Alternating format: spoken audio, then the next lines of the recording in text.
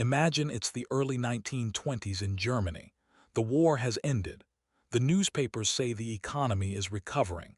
Factories are reopening. Workers are returning to their jobs. On the surface, life appears normal. But behind the scenes, something strange is happening. A few wealthy industrialists are behaving in ways that seem irrational to everyone else. Instead of holding cash, they are borrowing massive amounts of money and buying real assets as fast as they can. Factories, land, mines, steel companies. People watching from the outside think they've gone mad. Why take on so much debt? Why rush to buy physical assets? Then something extraordinary happens. The German currency collapses. What once bought a loaf of bread now barely buys a matchstick. Savings disappear almost overnight. The middle class, teachers, engineers, shop owners, watch their lifetime savings become worthless. But the people who bought land, factories, and real assets, their wealth survives, because while money lost its value, the things they owned did not. This story is not just about Germany, it's about a pattern that repeats throughout history whenever financial systems begin to weaken. Before every major economic collapse, there is a quiet shift in how wealth is stored. The wealthy slowly move away from financial promises and into real assets. And most people only notice this shift when it is already too late.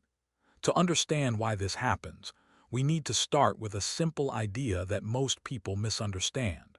Money and wealth are not the same thing. Money is a claim. Wealth is the thing the claim can buy. When you hold money in a bank account, you're holding a promise. A promise that those numbers on a screen can later be exchanged for real goods, food, land, energy, housing, labor. Most of the time, that promise works perfectly.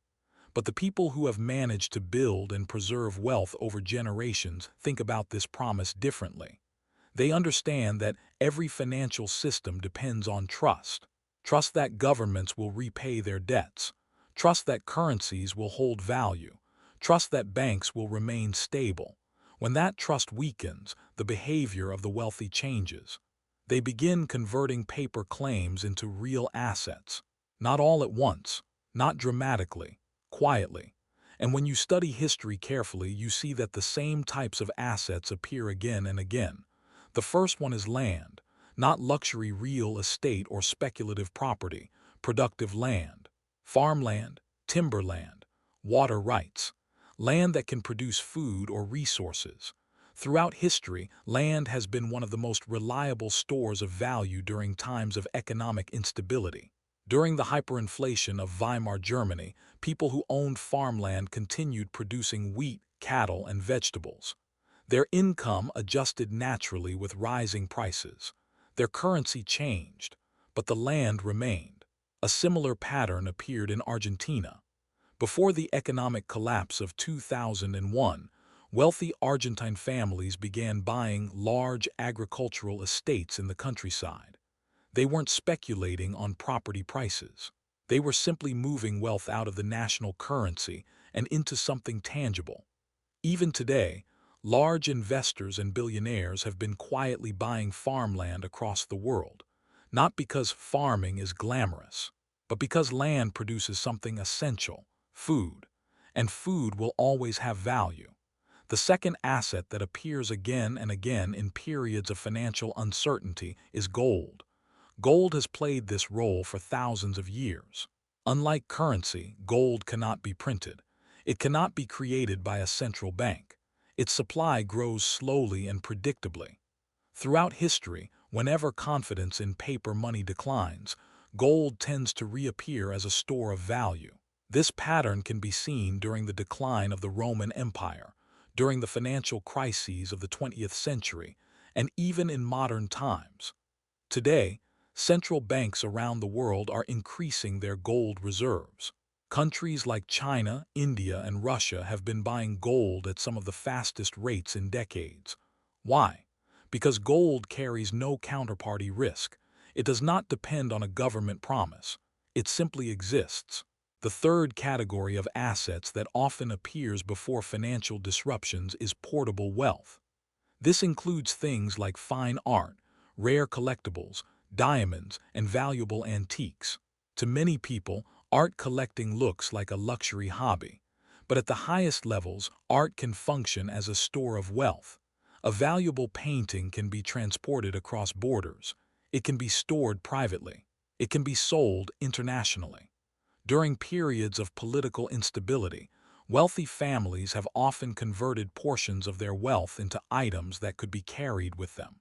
In Europe during World War II, many families who escaped conflict managed to preserve wealth because they held small, portable valuables like jewelry, gold coins, or rare artwork.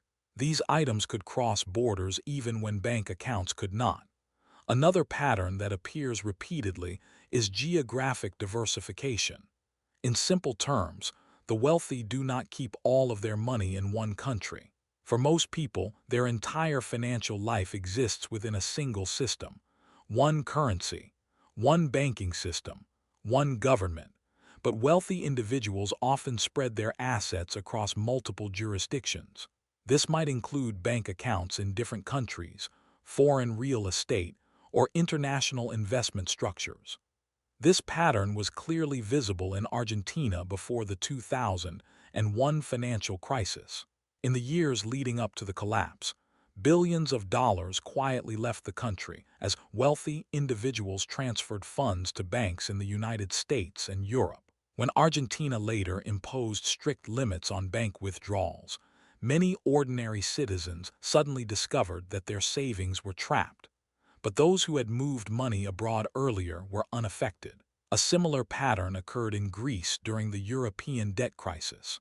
Before capital controls were imposed in 2015, billions of euros had already been transferred out of the country by wealthy families. These actions were not dramatic. They were quiet and gradual, but they made an enormous difference when the crisis arrived. In recent decades, another category of assets has become increasingly important: infrastructure. Infrastructure includes the essential systems that modern societies depend on: energy networks, water systems, data centers, transportation hubs, logistics networks. These assets generate steady income because people rely on them regardless of economic conditions. People still need electricity. They still need water. They still need data storage and transportation. After the global financial crisis of 2008, many large investors began increasing their investments in infrastructure. Pension funds, sovereign wealth funds, and large institutional investors started buying stakes in ports, toll roads, energy grids, and communication networks. The reasoning is simple. When you own infrastructure, you own systems that society cannot function without. And assets that provide essential services tend to retain value even during economic turbulence. When we step back and look at these examples together, a clear pattern appears. Before major financial disruptions, wealth often moves away from purely financial assets and toward tangible assets: land, precious metals, portable valuables, foreign jurisdictions, essential infrastructure. This shift does not require predicting the exact timing of a crisis. It simply reflects an understanding that financial systems can become fragile. Today, global debt levels are higher than at any time in modern history. Governments around the world have accumulated trillions of dollars in obligations. When debt grows faster than the economy that must support it, governments eventually face difficult choices. They can default on their debts. They can dramatically cut spending and raise taxes, or they can allow inflation to slowly reduce the real value of what they owe. Historically, inflation has often been the most politically acceptable option. It allows debts to be repaid in money that gradually loses purchasing power. But this process quietly transfers wealth. Those who hold cash savings and fixed income assets often see their purchasing power decline. Those who own real assets tend to benefit. This is why understanding historical patterns can be valuable. The goal is not to predict disasters. Economic systems are complex, and they can remain stable far longer than anyone expects. But history does show us how different groups behave when uncertainty increases. The wealthy rarely wait for confirmation. They observe signals, debt levels, monetary policy, political incentives, and when the signals begin pointing in the same direction, they gradually reposition their wealth, not in panic, but in preparation. Because the biggest wealth transfers in history rarely happen suddenly. They happen slowly, quietly, and often invisibly to the majority of people. And by the time the shift becomes obvious, the repositioning has already been completed. Understanding these patterns does not guarantee perfect decisions, but it does offer something important: perspective. History may not repeat itself exactly, but it often follows familiar paths, and those who study those paths tend to see changes earlier than those who ignore them.